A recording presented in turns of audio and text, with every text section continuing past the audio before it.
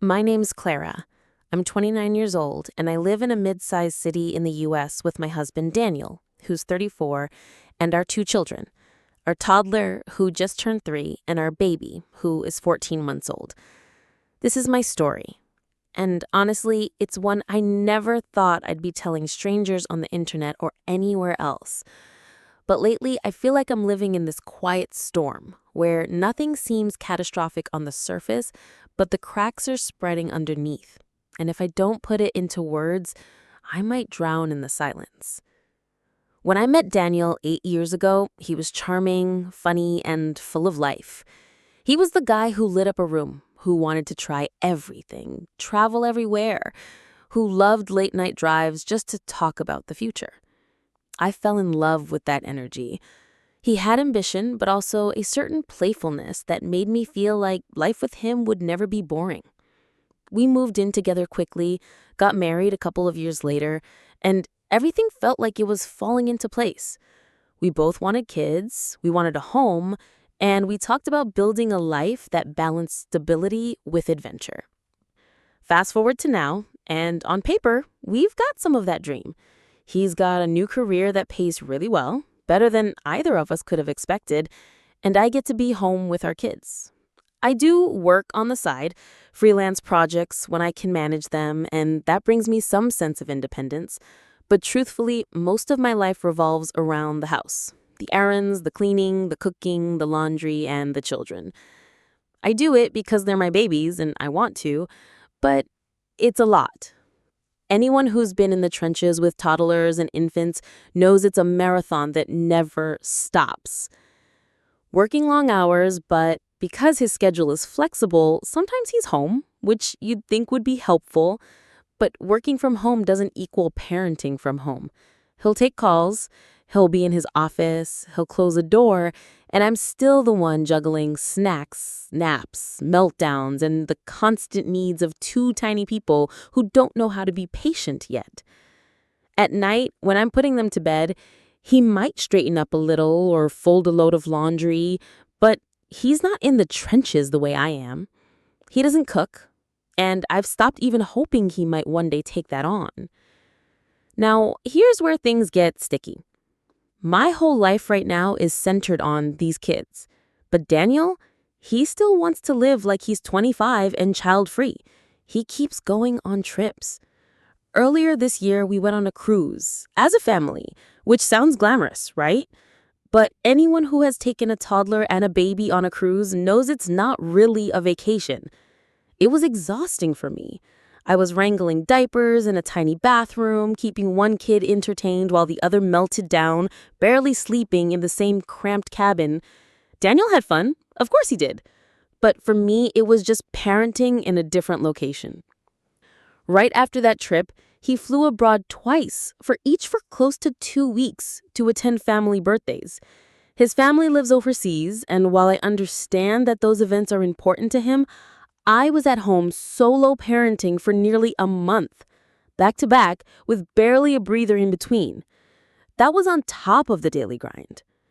And now he's got another trip planned at the end of the year, 10 days with his mom, and as if that weren't enough, he wants to go on a week-long boys' trip just before that, meaning he'd get home from his guys' trip, spend maybe a week here, and then jet off again with his mom. When he told me about the boys' trip, I felt this white-hot anger flare up inside me. I didn't want to forbid him from going because I'm not his mother, I'm his partner.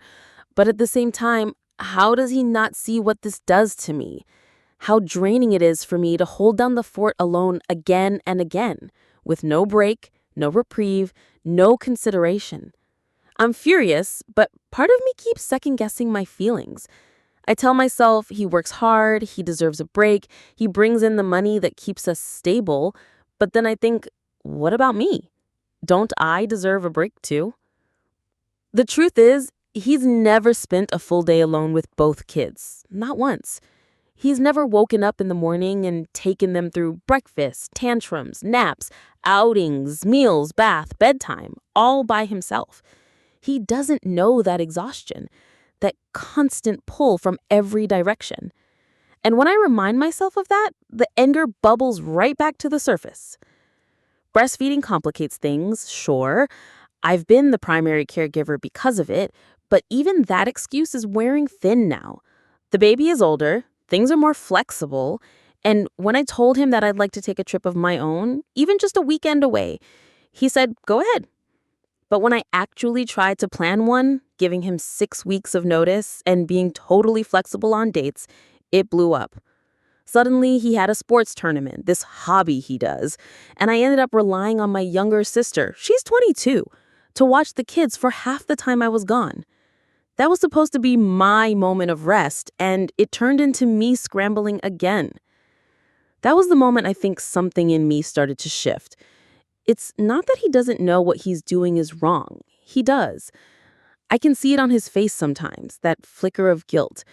But it's not enough for him to change. Not enough for him to cancel. He wants more kids. He keeps saying that. But I look at the situation now and wonder how I could possibly bring another baby into this dynamic. It's like being a nanny in my own marriage. And the thought of multiplying that weight makes my chest tight. We just started therapy, but he's half-hearted about it. He listens, but doesn't dig deep, doesn't connect the dots. And I feel like I'm carrying this emotional load on top of everything else. The frustration builds because I know we could have a good life. We have the means, the resources, the love in there somewhere. I love him. He's the father of my kids, the man I chose. But love isn't enough when I feel invisible in my own marriage. The hardest part is the shame. I don't want to tell my friends about this because I feel like they'll think I'm weak or dumb or that I should have seen it coming. On Instagram, he looks like the dream husband, successful career, fun-loving, family man. No one sees the resentment that simmers when I'm doing bedtime alone for the 50th night in a row while he plans another escape. No one sees the way I swallow my frustration when he says, just plan your own trip, as if that's that simple. So here I am, trying to find the words, trying to make him understand without turning into this bitter, nagging voice in his ear. I want him to want to be here, to want to be a partner, to see that his freedom comes at the cost of mine. I want him to know that every time he chooses another trip, I feel less like his wife and more like his babysitter.